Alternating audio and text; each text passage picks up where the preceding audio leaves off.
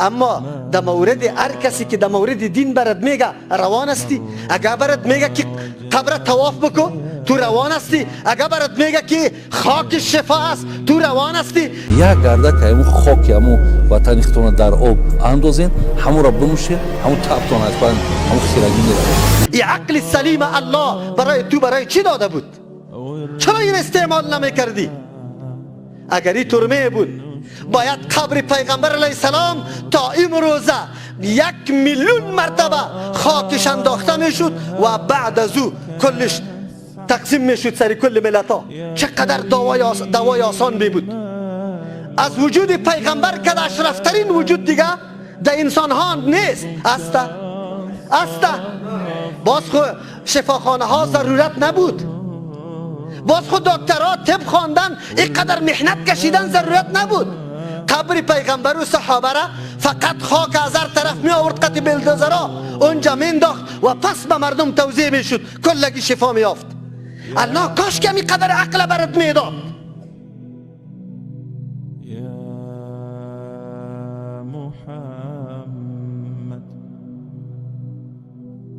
امروز ما مردم به می دعوت میدیم ای مردم ما دشمن علمای مجتهدین نیستیم. ما حامیین امی علما هستیم بلکه سخنای امی علما را در کف دست خود گرفتیم به شما اعلان میکنیم که بله اگر سخن احمد ابن حنبل، امام مالک، شافعی، ابو حنیفه رحمت الله علیهم مقابل حدیث مخالف حدیث پیغمبر آمد قابل اتباع نیست نظر به گفته خودشان. ولی افسوس به حال شما که نه عمل به قول امامتان کرده که براتان بیان میکنه و نه عمل به قول حدیث پیغمبر کرده که حدیث صریح براتان میرسه. بازم دموغ دلالت و گمراهی خود محکم استاد است. خشک و تری قول یک عالمه مکمل سری خود لازم دانسته. تو گویی که وحی آسمانی سری او عالم آمده و او عالم هیچ خطا نداره، مکمل معصوم است، هیچ گپی خطا نمیگه.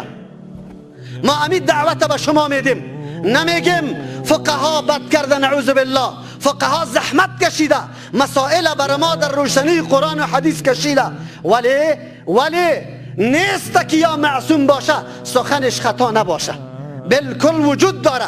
اگر کسی انکار میکنه که نه امام ابو حنیفه رحمت الله علیه یک سخنش خلاف نیست، امام شافعی رحمت الله علیه یک سخنش خلاف نیست، امام مالک یک سخنش خلاف نیست، احمد ابن حنبل رحمت الله علیهم کلش یک سخنش خلاف نیست، حق یکی می باشه. اگر تو شافعی میگی که قول امام شافعی رحمت الله علیه حق است بالکل خطا نداره و تو حنفی میگی قول امام ابو حنیفه حق خو یکی است، دو خو شده نمیتونه، از کدامتان قابل قبول است؟ امی عقل سلیم خو یک دفعه بجنگانیم، از امی وجدان درست خود خو یک دفعه فتوا طلب بکنیم که ما چی بکنیم. مردم ما را بدنام نکنه، ما علما را تعظیم داریم هر عالمه که ولی رأیش موافق حدیث پیغمبر صلی الله علیه وسلم باشه. چرا؟ موسی علیه السلام برش جایز نیست که خلاف بره.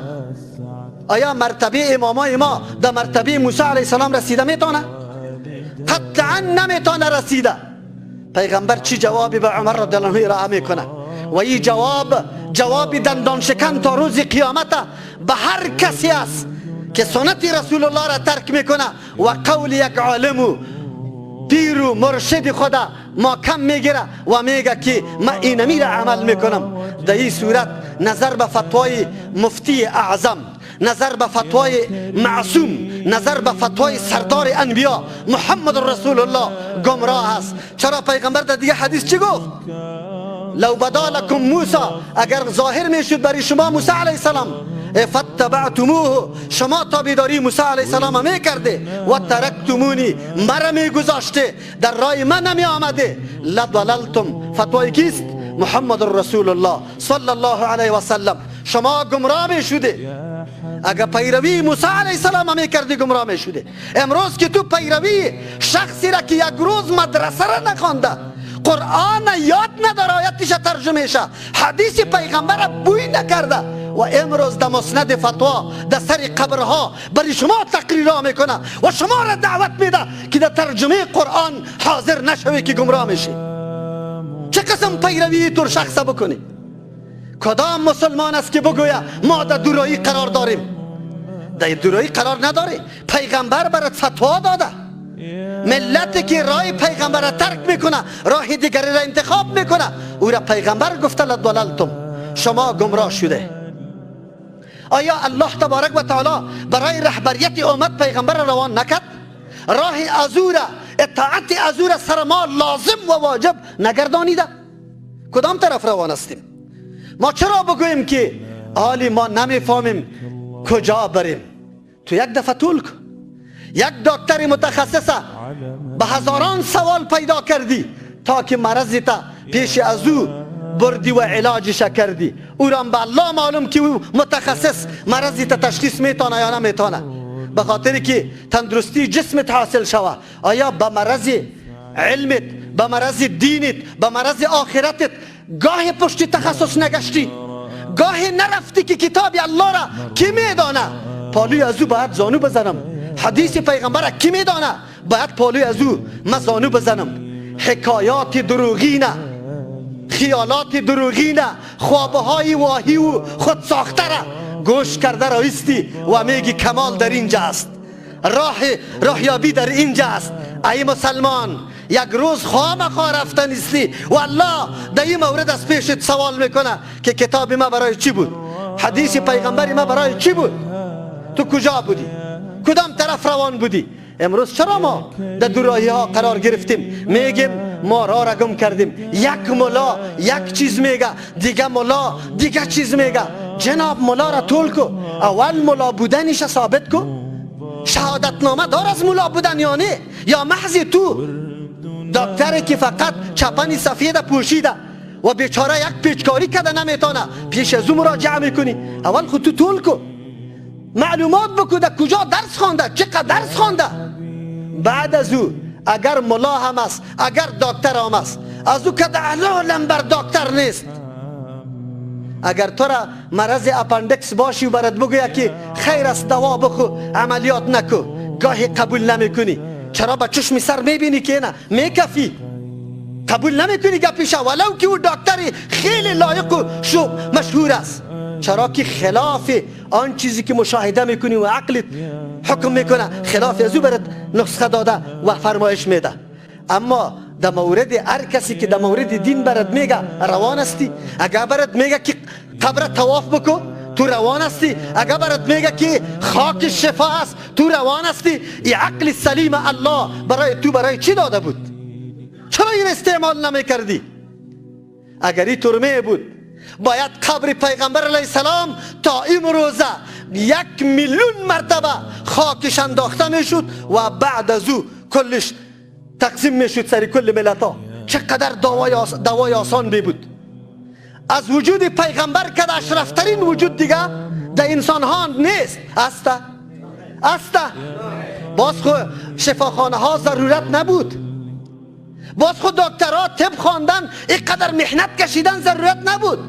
قبر پیغمبر و صحابه را فقط خاک از هر طرف می آورد قطع بلدوزرها اونجا مینداخت و پس به مردم توزیع میشد، کلگی شفا میافت.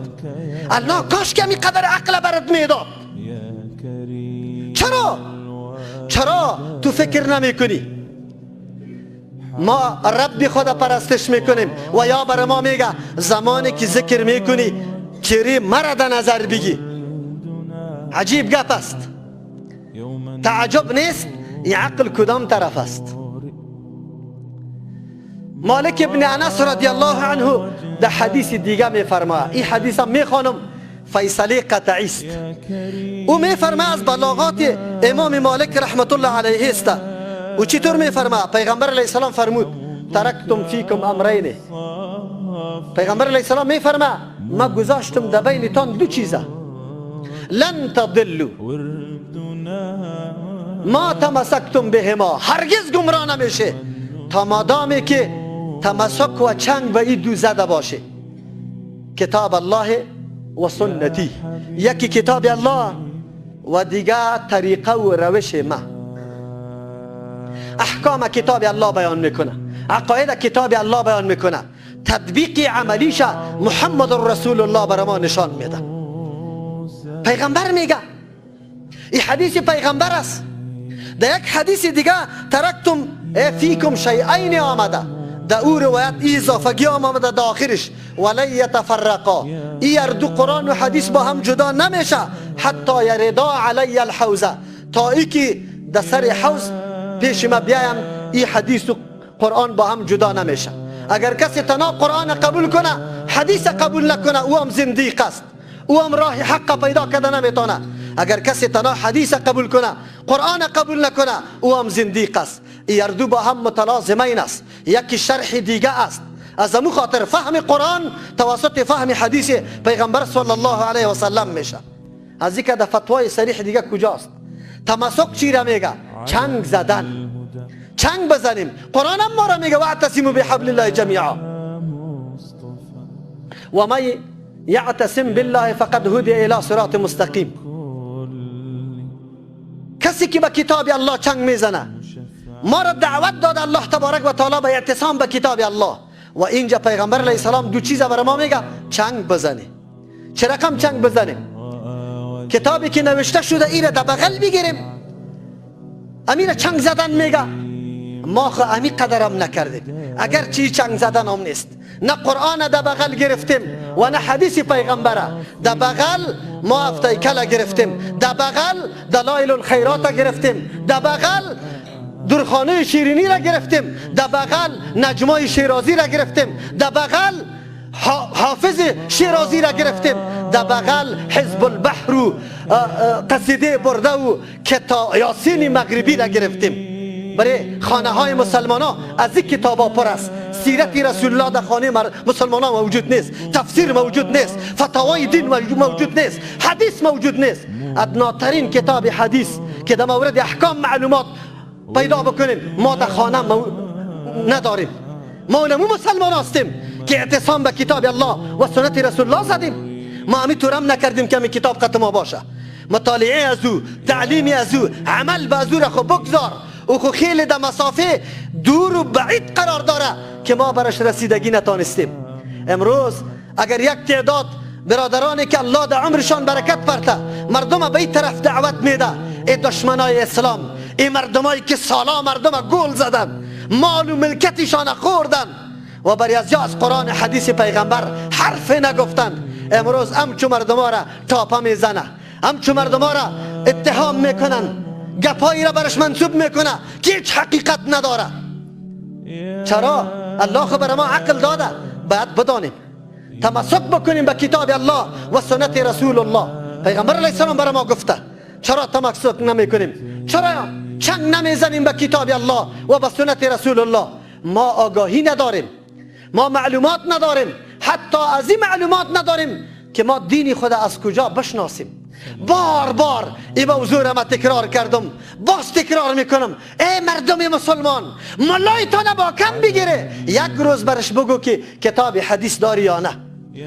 در مورد صفبندی که در نماز پیغمبر صف چه قسم جور کرده، امو حدیث موجود است در کتاب یا نه؟ پیغمبر در این مورد هدایت داده یا نه؟ برش بگو پایین کنه.